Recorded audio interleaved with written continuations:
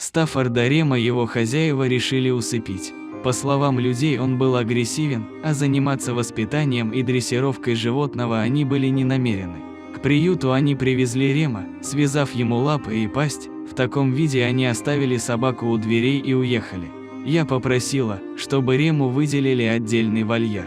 Когда его занесли, оставили там же еду и воду, а затем развязали. Вспоминает знакомство со Стаффордом Иродом от Каримова, директор приюта.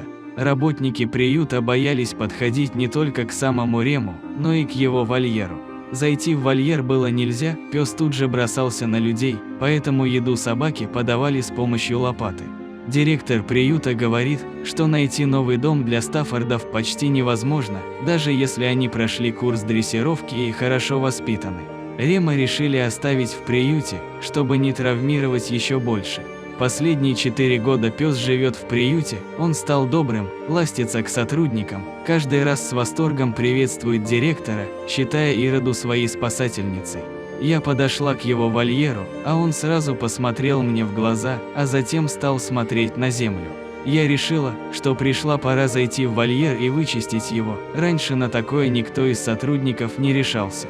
Я была удивлена тем, что Рем не просто пустил меня в вольер, но и начал облизывать мне руки, словно благодаря за то, что его не усыпили, как того хотели бывшие хозяева, вспоминает Ирода.